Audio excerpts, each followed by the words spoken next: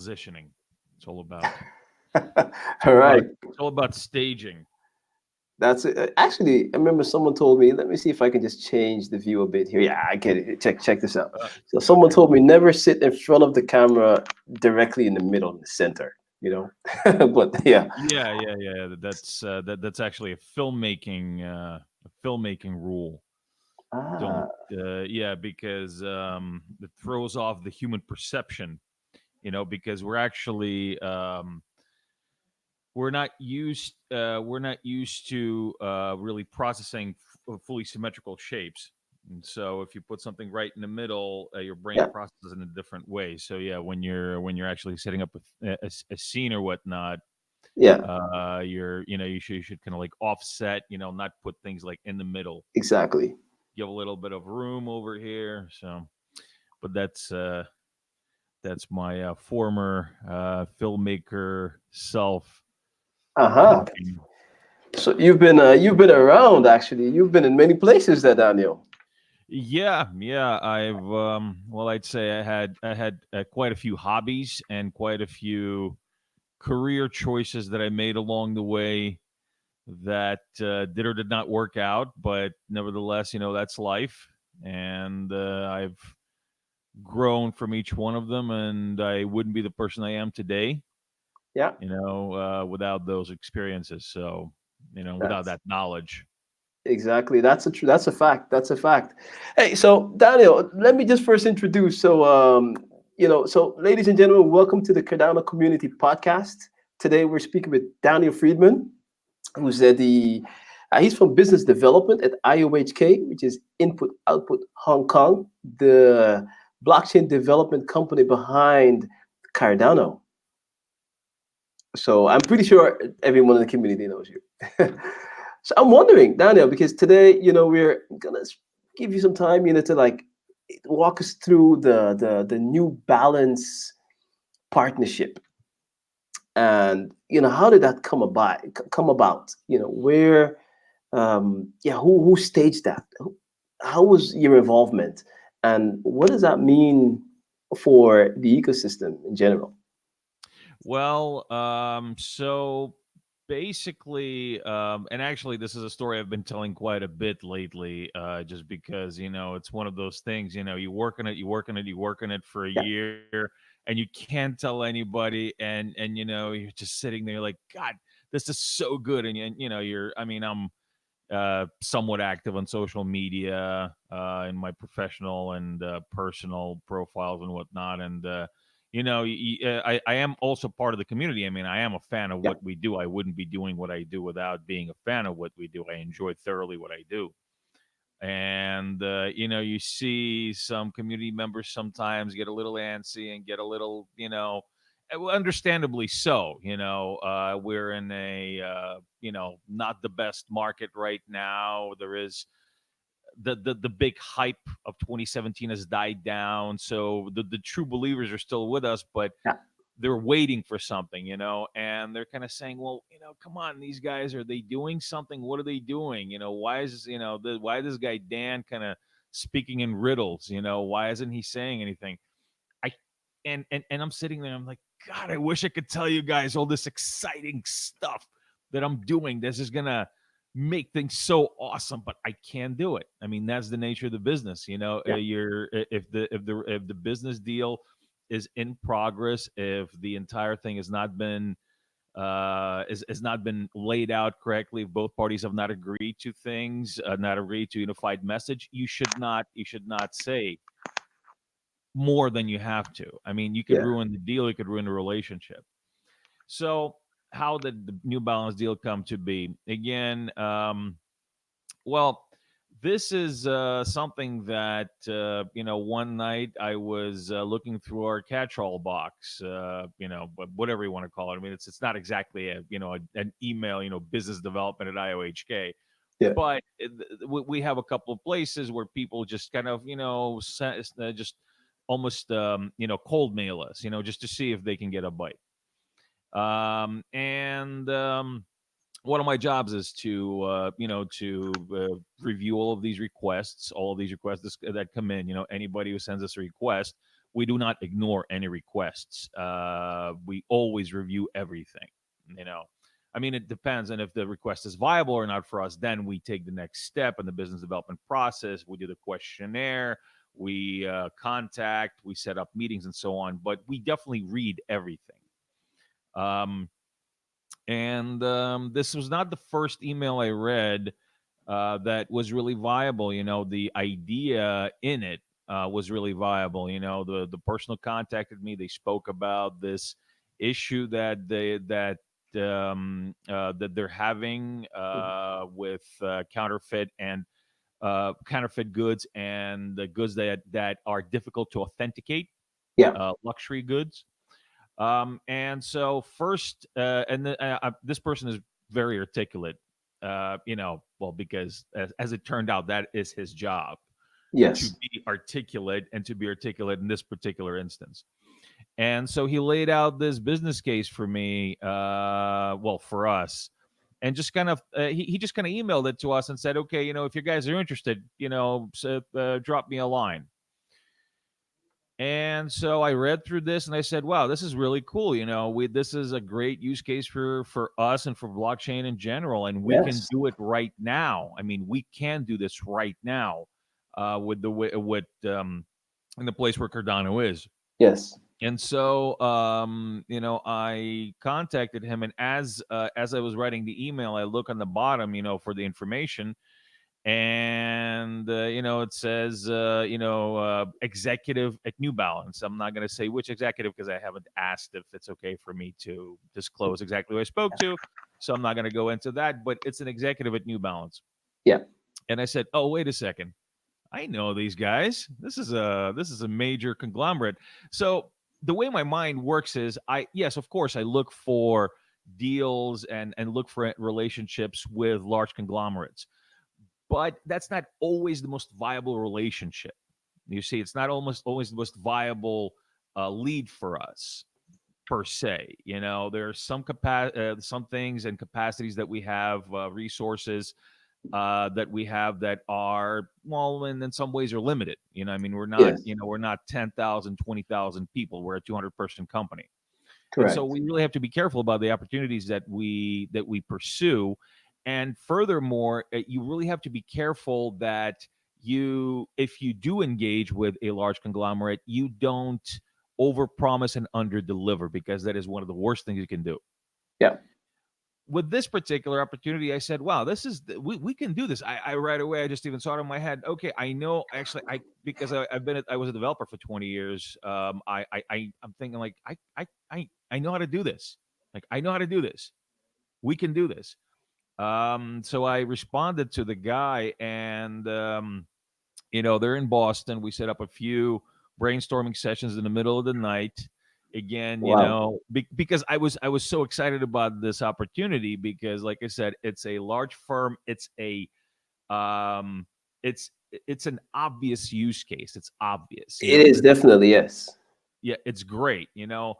So I said, you know what? It's 2 o'clock in the morning. I don't give a damn. You know, I'm gonna do it. This thing, you know, that's, you have to bite the bullet and do it sometimes. You know, Yeah. drank a lot of coffee, and yeah, and just did it.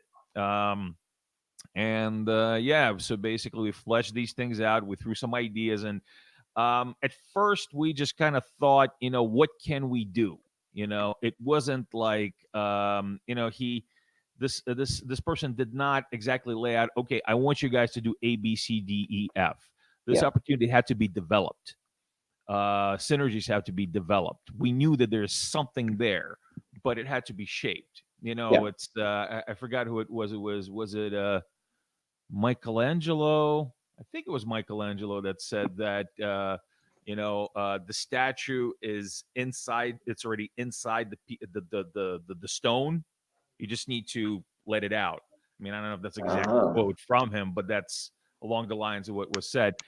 And that was kind of like this, you know, we both knew that there was something really cool that we could do together. Just, okay, but what exactly is it? Yeah. And so yeah, we brainstormed after we had a kind of at least a high level idea. I plugged in our team, our awesome team that really is the reason why this happened. Yeah. Because I can tell you along the way, how many times we thought, what, yeah, I mean, we need to do this, but I mean, are we strong enough? And it turned out that we are strong enough, that we are collected enough to do this thing and to be successful Yes. in utilizing this opportunity. Now, the pilot itself, it's a pilot. So basically, what we're doing here, I'm not claiming victory on the pilot. What we're doing here is we're testing out.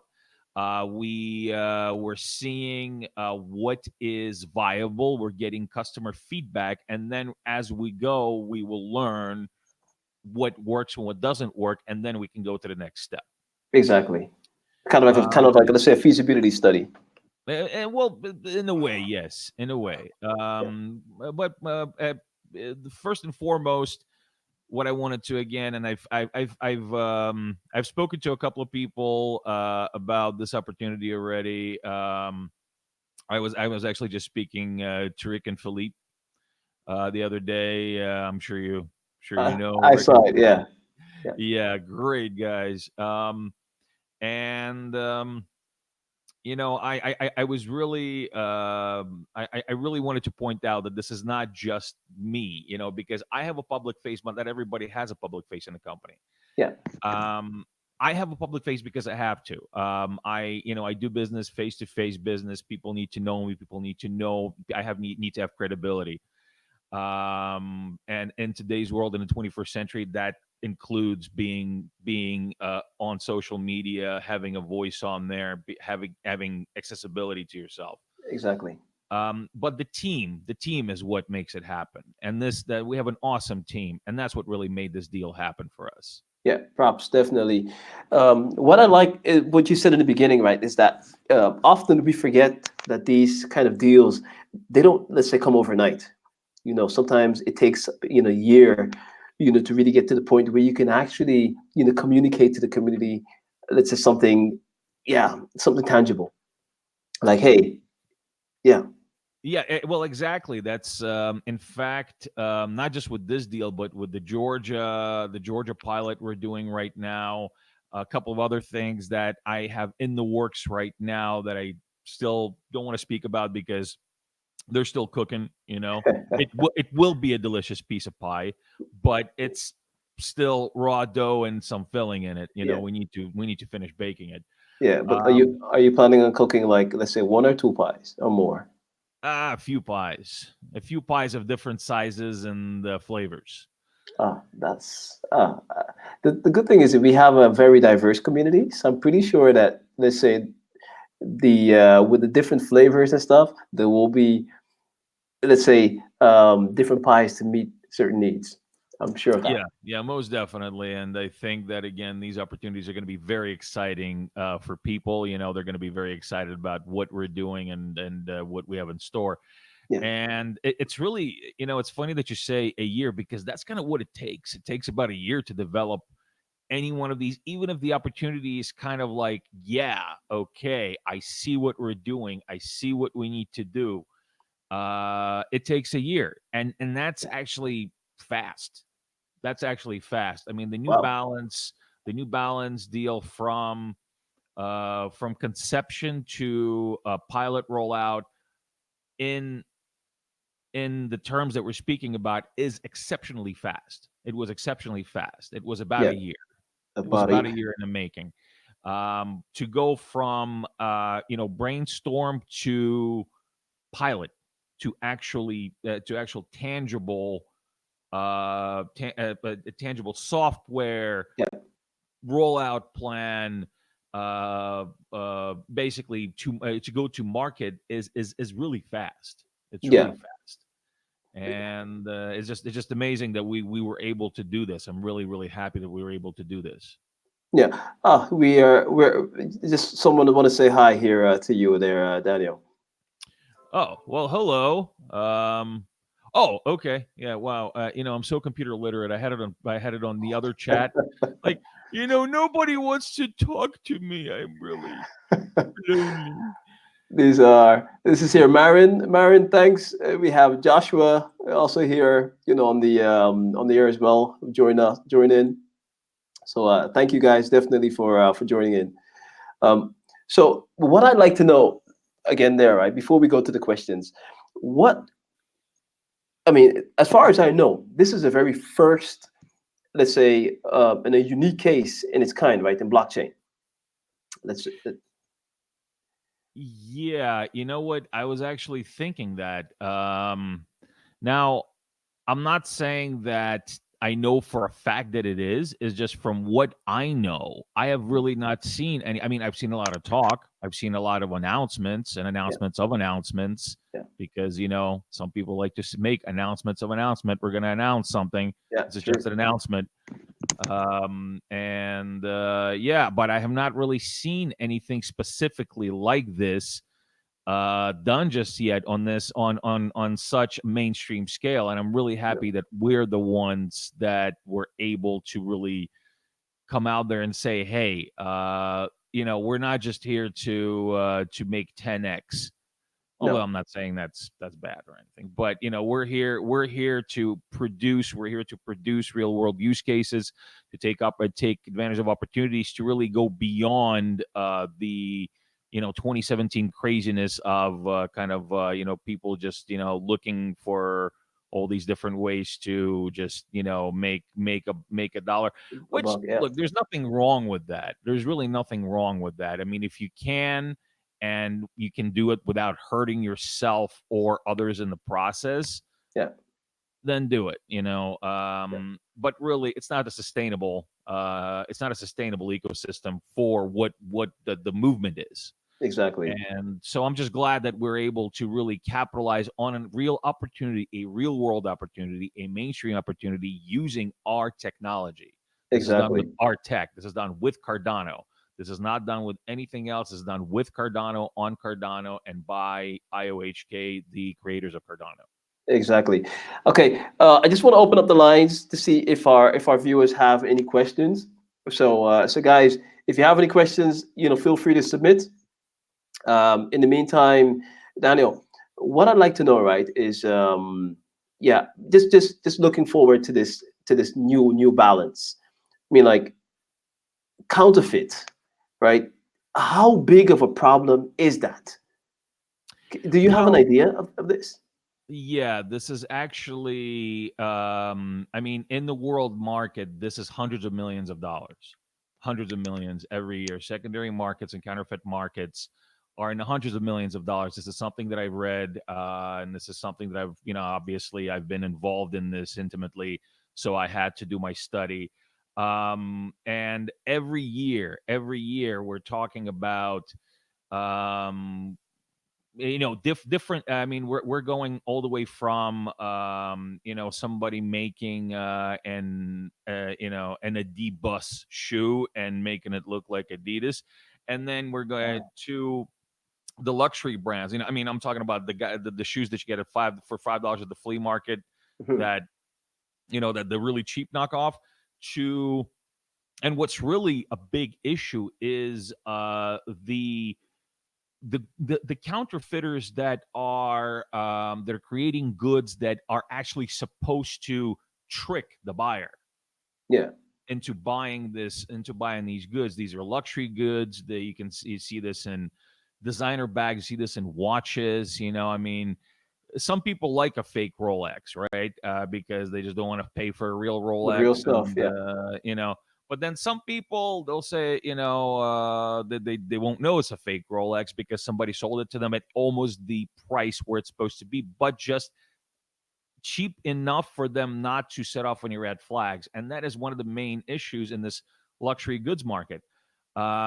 It's these counterfeit rings that will imitate the actual maker, right? They will imitate the maker, and they will set up a shop looking like that looks like the real thing, right? And then they'll offer the merchandise not at a 50 or 60% discount from the retailer, from the authenticated retailer, Mhm. but at 10%, 15%, which is something that Oh, people are like, well, 15% off. Yeah, okay, I've seen 15% off sales. I mean, yeah, 50% yeah. off is like, yeah. I don't think Rolex is going to offer their stuff at 50% off. But 15, that's feasible, and that's where a lot of people get tricked Yes, by these counterfeiters. exactly. Because for a lot of people, I think 15% is still a bargain. You know, Yeah, definitely. exactly. Now, I just want to make the distinction that this is an authentication product. So as of right now, so what the pilot is about authentication. Now we're not addressing counterfeiting. We're addressing authentication and making it easier for people to basically have a blockchain-based certificate of authenticity for their goods, for their product. And again, it's still in the making. We're still learning. We're still collecting customer feedback, Yes. and we're going to be learning.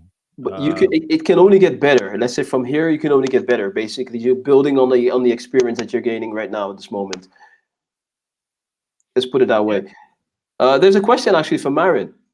Marin, are there any more projects like New Balance that IOHK is working at or exploring, or different projects for mass adoption?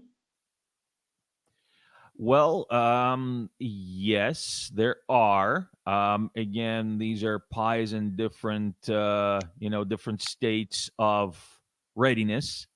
Some of them are not ready just yet to be shown, to come out to the world and say hello. But yes, actually, one of these projects that I can speak about and is the Georgia project. Yeah. Now, what is mass adoption? I mean, what are we talking about? Are we talking about worldwide mass adoption? Are we talking about local mass adoption, national mass adoption? So in Georgia, what we're doing is we're doing a university degree credential verification pilot, which is it's based on Atala. It's not directly a Cardano product, although Atala is a hybrid solution that can use Cardano, and we will use Cardano as we see fit. But we do use the same technology that was developed in at IOHK, so it's kind of the same the same car, just a different badge on it in a way. Um, and this is a system that is based on digital identities, right? So it bases itself on digital identities and then adds components to it, like say credentials verification. We're starting with that, and as we do this project going to MVP, we can then learn from that and then add other components to it, whatever they are, whether they could be healthcare records or other services, driver license and services, whatever makes it easier for people to just go about their business and not have to stand in line for an hour for a piece of paper, or be able to get a job, like say for example, this would make it easier for people to keep have custody of their own data while being able to show this data for employers and for HR agencies to authenticate. Yeah. And so this is also I see as mass adoption, and this is a project that we're starting in Georgia, and what I'm hoping to see is a success in Georgia that will then we can then almost. I mean, it's not going to be a plug and play thing 100% because there's different jurisdictions, different laws, Yeah. That's different correct. people, different cultures. Yeah. Um, But if I may, will the system be, let's say, built in such a way that it can be that all those different, let's say, laws, jurisdiction laws, can be taken into consideration? Yes, in fact, that is one of the reasons why it's a hybrid system. Because if you have a permissionless ledger like Cardano, for example, it's a public blockchain permissionless ledger. There are some things you can and some things you cannot do. Some regulatory additions that you cannot control. Okay. With a permissioned ledger, which is one of the reasons why governments and bigger institutions are actually not really jumping completely on the permissionless ledger bandwagon. They're using hybrid solutions Yeah, because in a hybrid solution you have more control over regulate the regulatory environments and being able to program those regulatory environments into the ledger while still enjoying the benefits of the blockchain technology exactly. that is behind it. So yes, it will be adjustable to different, and it is a solution that is made to be adjustable to different regulatory environments because it is actually based. It's created for governments and smart cities. Yes. Okay, Myron, hopefully that answers your question. We have another question from Joshua. Joshua, Daniel, for countries like Nigeria, where land registration is somewhat of a problem, how does IOHK solve this problem, and what kind of data can be stored on the blockchain? Well, we are actually working in Africa right now. This is actually, unfortunately, this is not my field because I mostly operate in Asia and Europe. Africa is John O'Connor. He's their director of African operations. But just in general, are we capable and are we able to tackle land registration? And I am perfectly aware of this issue in Nigeria because, as I understand, I'm not sure if it is Nigeria or not, but I know that there is an issue in Africa where you have to, prove you own the land like 3 times. You know, Wow. you go and you prove it once, and you prove it again, you prove it again, because different places have the different ways of verification, and yes, you can fix this with the blockchain. There are different ways. You can have a simple solution where you basically do the same thing as we did with New Balance. I mean, it's not a simple solution, but it is a straightforward solution where you use colored coins, Yeah, which is a technology where you use just a transaction, any transaction, and you attach metadata to that particular transaction, which makes that particular transaction. It doesn't matter how much the transaction is, but rather what data is attached to the transaction. And then you can hash this information in the blockchain and then retrieve it from this hash. wow. Because you basically have these records, in an immutable ledger. Exactly.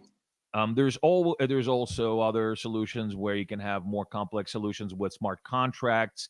Again, this is something that we will be able to do when Shelly and Gauguin comes around, especially Gauguin. So yeah, there are ways of doing it. There's different approaches. It just depends on how far we're willing to go and how what really are we trying to fix. Yes. So, Joshua, hopefully that answers your question. We just have time for one more question. That's from Billy Ferguson. Great, very big Cardano fan, by the way. Let's see. He says here, good morning, gentlemen. Is there a way for Cardano to process credit cards for small companies? Something like what PayPal does. Well, that's actually it's very interesting that you brought that up. Now, okay, so what is a credit card transaction? Okay, let's think about that. A credit card, and what does it require? Well, it requires a terminal. What does that terminal do? It communicates with a network. It creates with a Visa network, MasterCard network, whatever credit card you have, sends a transaction, does all these different things, communicates with banks, communicates with the creditor, sends all this info, and in the other end, you get money. If you pay somebody money or vice versa, somebody pays you with a credit card, they swipe the credit card, they sign something, you get the money. Now, with Cardano, we personally we don't have payment gateways, obviously, because we're working on the core tech at input output. But just a few days ago, I was actually very happy to see that very good friends of mine, who I was actually working with to make this happen, a company out of Tel Aviv, Israel, named Coti, COTI, it's currency over the internet. They launched their payment gateway, which is basically like, well, sort of like PayPal. You have a widget, a simple widget that you add to your website, and then you can receive and and send payments using your ADA. Yeah. Now, um, we I believe that well, first of all, I believe that they also have credit card processing for functionality in Coty, and I believe that this is the beginnings of being basically able to tie in credit card terminals to this, and to be able to go between credit card to ADA, back to credit card, and just do these seamless transactions.